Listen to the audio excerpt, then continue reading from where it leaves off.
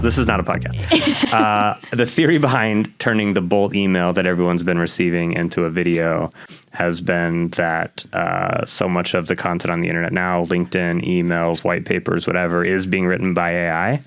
I saw a stat recently, like 96% of content being produced right now is coming out of AI.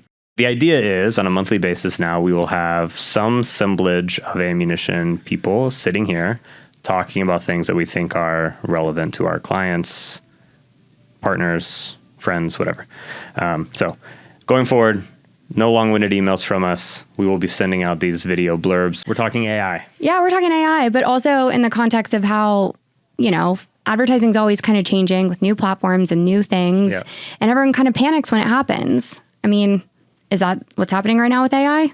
Yeah, we were talking about this the other day, that it seems like no matter what the disruption is, whether it was the internet, mobile, social, now I think it's AI, we as an industry seem to have this obsession with just assuming the world is ending every time an innovation occurs. And we were talking about how when you think about all of those platforms, at some point, advertising becomes a business model that sustains them. So you think that it's not just that we're evolving.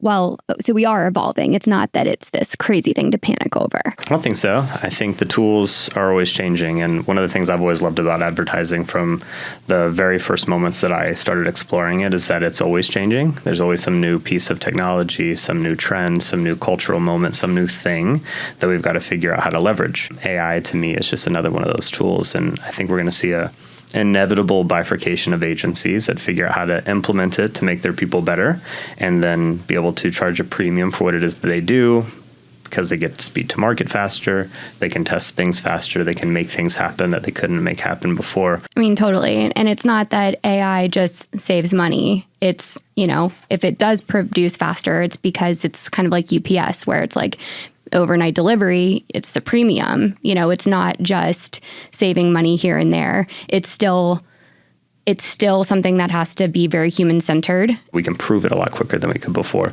And I think for the agencies that crack that nut, those will be premium services that we can provide our clients. Some people see it as competition. The challenge is not, is AI going to come for your job? It's really, do you give AI your job?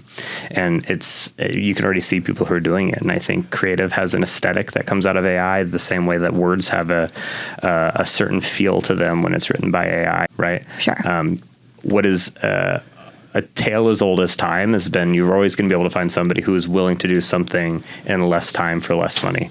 The question is whether you find that to be work that actually moves the needle or not. And I think Emmy-winnings's thesis is that we will be able to integrate tools like AI the same way we leverage social or mobile, or when the internet came about, all that time ago. Well, if everyone has access to the same AI tools, I mean, how are you going to stand out in that way? Like, what do great brands and great creatives do to set themselves apart? Everyone had access to Photoshop. Didn't make you a great photographer, right?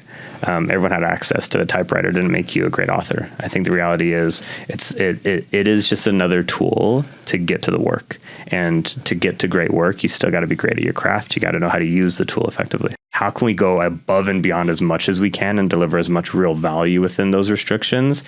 I think change is uncomfortable. And I think if you just put your empathy hat on for a second, you can understand where people feel, if my job feels like it might be impacted by this change and I don't feel like I have control over why, how, when, or where that happens, that's an unnerving feeling. I'm just going to start saying what Sean is saying.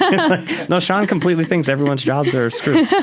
No, I think people who are seeing those tools get used, I have to assume what you look at and say, what more could I do next time? And these become aha moments. And so I think for people who are worried or scared, like the only advice that I would know how to offer is try to find those things where you're able to do something you weren't able to do before. Okay.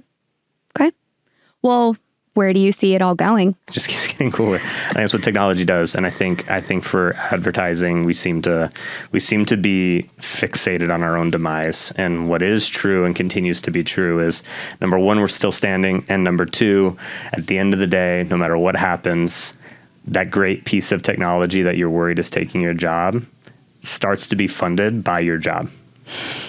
Right? Advertising is the business model of the internet. Sounds like it's going to be the business model of AI.